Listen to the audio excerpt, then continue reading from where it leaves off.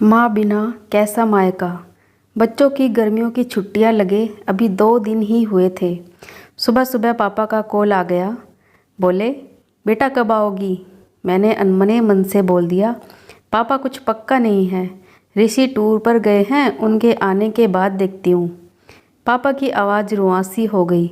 बोले, बेटा तुम्हारी माँ नहीं है तो क्या हुआ, तुम्हारा मायका तो है और मैं तो हूँ। ऋषि से बात करो और जल्दी आ जाओ। मैं जी पापा के आगे कुछ बोल ही नहीं पाई। जब तक माँ थी उनसे रोज़ फ़ोन पर ढेरों बातें करती थी। साल में एक बार गर्मी की छुट्टियों में मैं पूरे 10 दिन के लिए मायके जाती थी। वो सुख किसी जन्नत से कम नहीं होता था।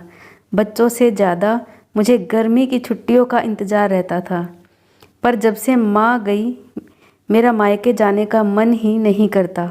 ऐसा लगता है जैसे मेरा मायका ही ख़त्म हो गया हो। एक सूनापन, एक खालीपन सा मेरी ज़िंदगी में भर गया था। पापा एकदम शांत स्वभाव के थे और कम बोलते थे, पर सबकी ज़रूरत का पूरा ध्यान रखते थे।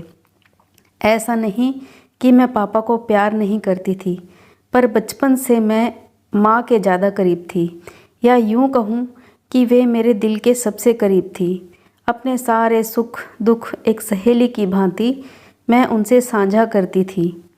आज सुबह सुबह पापा का कॉल आया तो उन्हें मना नहीं कर पाई। पापा का दिल रखने के लिए ऋषि से बोलकर अगले ही हफ्ते के टिकट करवा लिए और पहुंच गई मायके। जैसे ही दरवाजे पर पहुंची, माँ की याद आ गई। ऐसा लगा जैसे वो अभी बाहर निकलकर मुझे गले लगा लेंगी। सोच के आंखें भर आई, किंतु आज माँ की जगह पापा बाहें फैलाए मेरा इंतज़ार कर रहे थे। सालों बाद पापा को गले लगा के खूब रोई। पापा ने अपने आंसू छुपाते हुए प्यार से मेरे सिर पर हाथ फेरा तो दिल थोड़ा हल्का हो गया। बहुत दिन बाद पापा को देखा। कमज़ोर लग रहे थे। वैसे तो भाई भाभी और पापा सभी मेरा बहुत ध्यान रख रहे थे।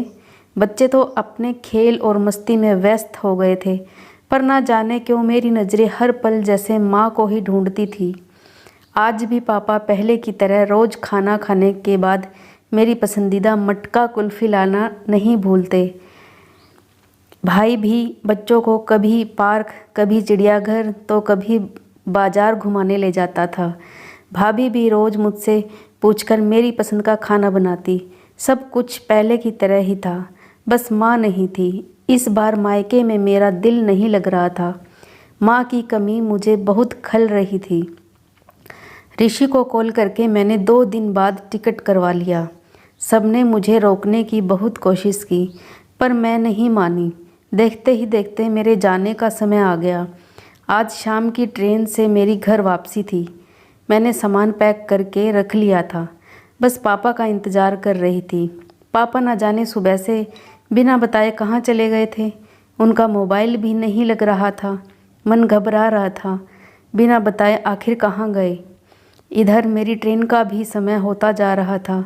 समझ नहीं आ रहा था कि क्या करूं। तभी पापा का कॉल आया।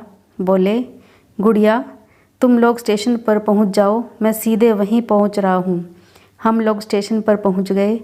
ट्रेन सही समय पर थी। पापा स्टेशन पर हमारा इंतज़ार कर रहे थे। उनके हाथ में एक बॉक्स था। उन्होंने मुझे देते हुए गले लगाया और बोले, देर हो गई, संभाल के रखो। मैंने आश्चर्यचकित होते हुए पापा से पूछा, इसमें क्या है? पापा की आंखें भर आई। अपने आंसू पोंछते हुए बोले, तुम्हारी माँ का प्यार। कुछ समझती तभी ट्रेन आ गई। हमें ट्रेन में बैठा के पापा और भाई ने विदा कर दिया।